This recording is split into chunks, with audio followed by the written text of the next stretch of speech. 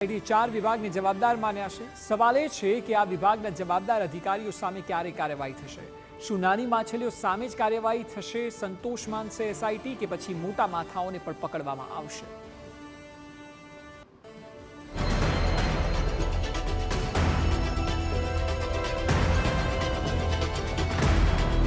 TRP अग्निकांड पर SIT no report. चार विभागनी मोटी बेदरकारी आवी सामे। શું હવે થશે મોટા અધિકારીઓ સામે કાર્યવાહી? રાજકોટ ટીઆરપી અગ્નિકાંડ મામલે એસઆઈટી નો રિપોર્ટ સરકારને સોંપવામાં આવ્યો છે। 100 પાનાના રિપોર્ટમાં કાંડને લઈને પુરાવા પણ રજૂ કરવામાં આવ્યા। એસઆઈટીના વડા સુભાષ ત્રિવેદીએ સરકારને રિપોર્ટ સોંપ્યો છે। આ રિપોર્ટમાં આખી ઘટના પાછળની બેદરકારીનો ચિતાર આપવામાં આવ્યો છે। આખા રિપોર્ટમાં કુલ 4 વિભાગની બેદરકારી સામે આવી છે। એસઆઈટીના વડા સુભાષ ત્રિવેદીના જણાવ્યા મુજબ કયા વિભાગ દ્વારા ક્યાં બેદરકારી દાખવવામાં આવી તે અંગે સરકારને રિપોર્ટ મારફતે જાણ કરી દેવાઈ છે। આ તપાસ દરમિયાન અલગ અલગ વિભાગના લોકોની નિષ્કાળજી ધ્યાને આવેલી છે। જે નિષ્કાળજી અંગે સરકારશ્રીને રિપોર્ટ આપવામાં આવ્યો છે। પોલીસ વિભાગ,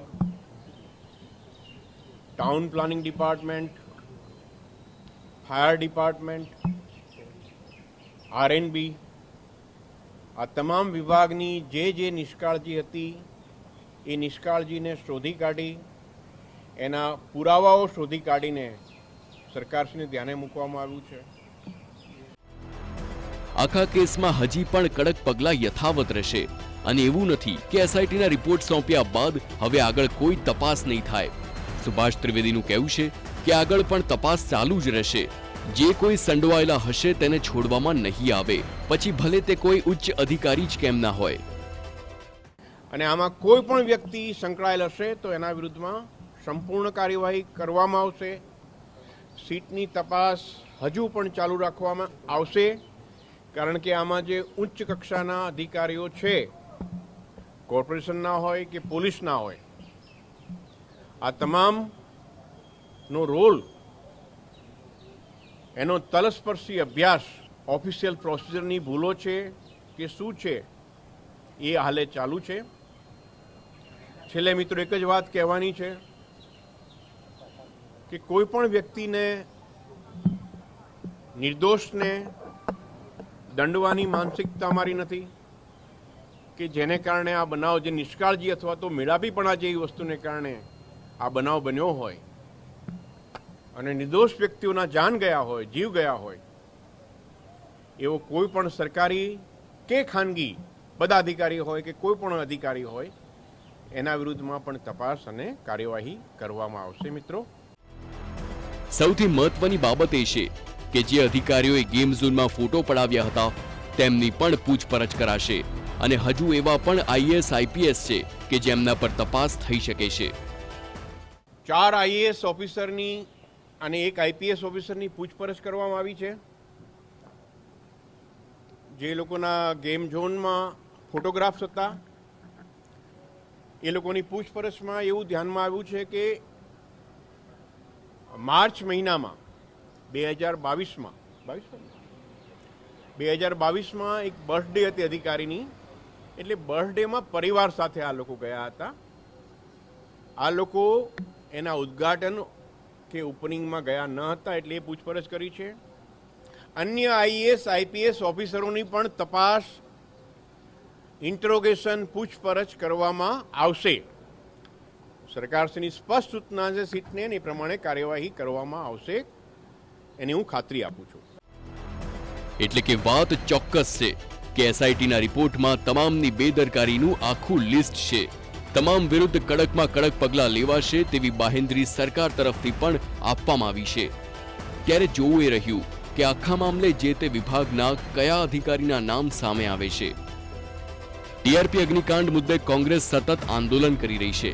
આ વચ્ચે કોંગ્રેસના એમએલએ જિગ્નેશ મેવાણીએ ગંભીર આક્ષેપ કર્યા। આક્ષેપ છે કે સાગઠિયા જેવી નાની માછલીઓને પકડીને સરકાર મોટા મગરમચ્છને બચાવી રહી છે। આખી ઘટનાનું ઠીકરું સાગઠિયા પર ફોડવાની કોશિશ થઈ રહી છે। સરકાર ભાજપના નેતાઓને બચાવી રહી છે તેવો મેવાણીનો આક્ષેપ છે. કોંગ્રેસનો દાવો છે કે ભાજપના એક પૂર્વ એમએલએ સાગઠિયાનો સંપર્ક કર્યો છે. જેલમાં સંપર્ક કરી ફોડવાનો પ્રયાસ થઈ રહ્યો છે. જાણીબૂજીને આ સરકાર કુલડીમાં ગોળ ભાગવાના બદ આશયથી મોટી માછલીઓને મોટા મગરમચ્છોને પકડી નથી રહી. આખું ઠીકરું ફક્ત એક સાગઠિયા પર ફોડી ભારતીય જનતા પાર્ટીના મોટા નેતાઓને બચાવી રહી છે.